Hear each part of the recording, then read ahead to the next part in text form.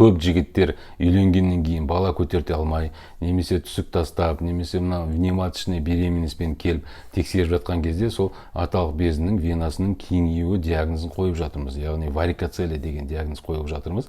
Нормальный размерге жетуі мүмкін, мүшенің размері де нормальный болуы мүмкін, бірақ әлі түк шықпаған болуы мүмкін. Бұл бірақ уже кішкене стимуляция жасаса, бұл сразу жаңа нелер түктері шығып кетеді. Ассалаумағалейкум қазақ елі, қалайсыздар? Ерлер денсаулығына арналған YouTube каналыма қош келдіңіздер. Ерлер денсаулығына байланысты пайдалы ақпараттар білгілеріңіз келсе, маған тіркеліп төмендегі қоңыраушаны басып кетіңіздер. Бүгінгі қозғайтын тақырып ол ерлердің жыныстық жетілуі. Туылған кезден бастап подростковый период уақытына дейінгі уақытты қозғауды жөн көріп отырмыз. Себебі осы кездерде қазіргі кезде өте көп проблемалары пайда болып жатыр. Ер балалар анасының құрсағында болған кезде 3-4 аптадан бастап XY хромосома формироваться еткеннен кейін ер бала екені анықталады. Сол кезде тестостерон гормоны арқылы ер жыныс мүшесі пайда бола бастайды.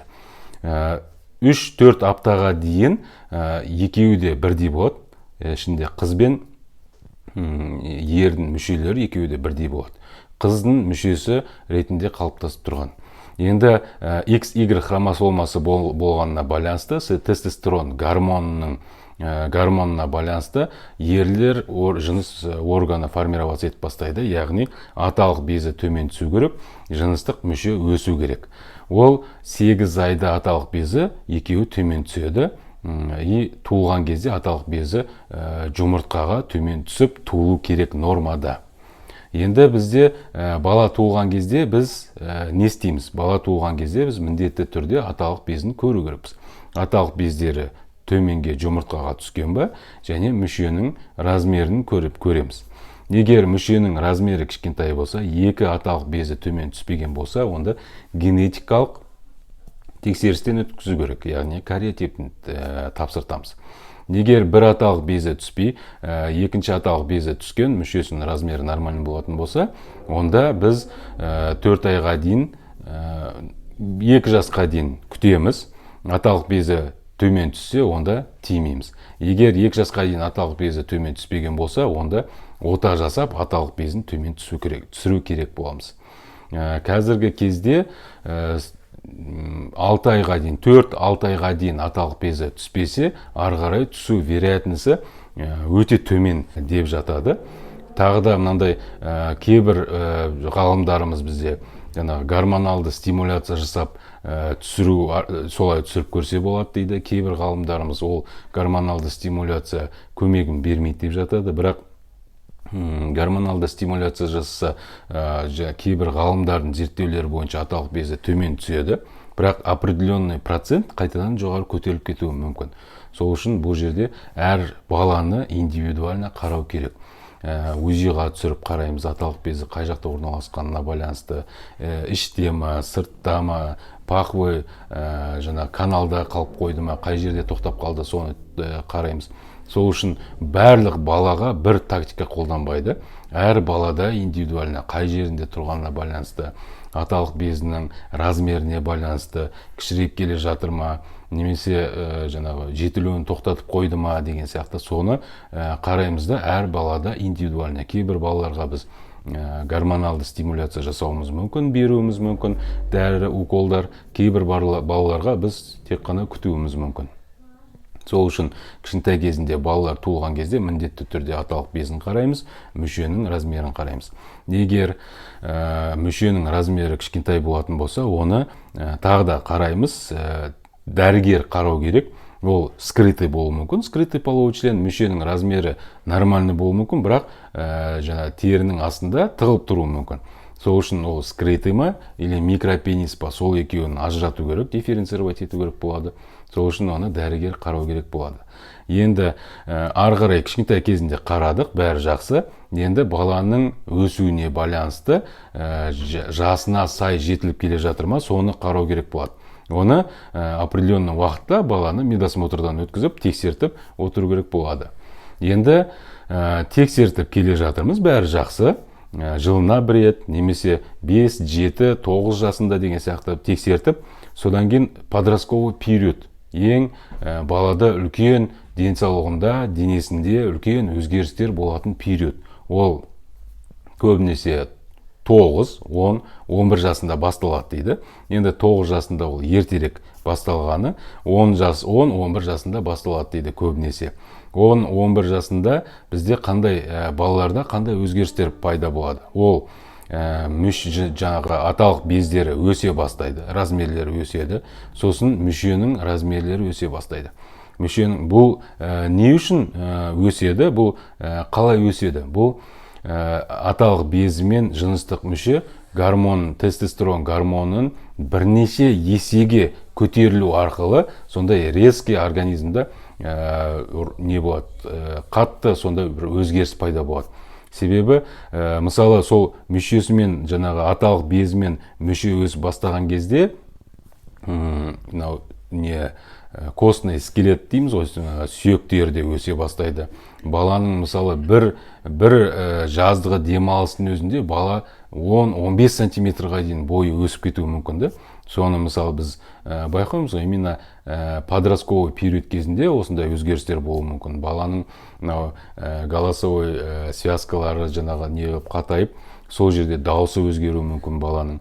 Денесінде мысалы сақал, мұрт шығып, несінде мүшесінің жан-жағында түктер шығуы мүмкін. Шығу керек осы именно подростковый период кезінде. Бұл екіншілікті жыныстық белгілер дейді. Осы екіншілікті жыныстық белгілері арқылы біз бала уақытылы жетіліп келе жатыр ма, соны біле аламыз. Сол үшін соны қадағалау керек міндетті түрде. 10-11 жасында бұл басталады.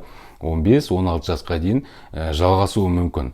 Егер 15-16 жасында балада әлі екіншілікті жыныстық белгілері пайда болмаса, онда міндетті түрде тексеріп, оны стимуляция жасау керек. Оны поздний пубертат деп қояды. Значит, дамуы, баланың жетілуі кешігіп жатыр деген сөз. Ары қарай егер біз өсетін шығар деп күтетін болсақ, онда кеш болуы мүмкін. Кейбір ғалымдар 14 жастан бастап уже дабыл қаға бастау керек, 14 жастан бастап өспесе уже көмектесу керек деген зерттеулер бар. Сол үшін әр балада, бұл айтып кеткенде, әр балада индивидуально аталық безін қараймыз. Қаншалықты аталық безі, мысалы мынандай болуы мүмкін, аталық безі размері нормальный размерге жетуі мүмкін, мүшенің размері де нормальный болуы мүмкін, бірақ әлі түк шықпаған болуы мүмкін. Бұл бірақ уже кішкене стимуляция жасаса, бұл сразу жаңа нелер түктері шығып кетеді. Кейбір балаларда мынандай болуы мүмкін, 15 жасында аталық безі де, мүше де өте кішкентай болып тұруы мүмкін. Ол кезде біз уже 14 жасынан бастап уже стимуляция жасай береміз. Себебі ол өте кеш. Қазір 15-16 жасқа дейін күтетін болса, ол бірінші аталық безі өсем дегенше біз уақыт жоғалтып алуымыз мүмкін. Сол үшін балаларды қадағалау керек, тексеру керек, жасына сай дамып келе жатыр ма, соны қарау керек. 10-11 жасында денесіндегі өзгерістер пайда болды ма, болған жоқ па, соны бақылап отыру керек. Егер пайда болмаса өзгерістер оның әкесінде осындай болған, ағасында осындай болған деп салыстыруға болмайды. Әр бала индивидуально, уақыт жоғалтып алмау керек. Осыны тексерту керек. Тағы бір айта кететін нәрсе, көбінесе мынау подростковый период кезінде аталық безін қараған кезде аталық безінің венасына көңіл бөлу керек. Осы аталық безінің венасының кеңеюінің салдарынан көптеген қазір проблемалар болып жатыр. Көп жігіттер үйленгеннен кейін бала көтерте алмай, немесе түсік тастап, немесе мына внематочный беременностьпен келіп тексеріп жатқан кезде сол аталық безінің венасының кеңеюі диагнозын қойып жатырмыз. Яғни варикоцелия деген диагноз қойып жатырмыз. Варикоцелияның асқынған түрі анықталып жатыр. Яғни асқынған түрі ол қандай түрі? Асқынған түрі ұрық мүлдем жоқ болып келіп жатқан жігіттер бар.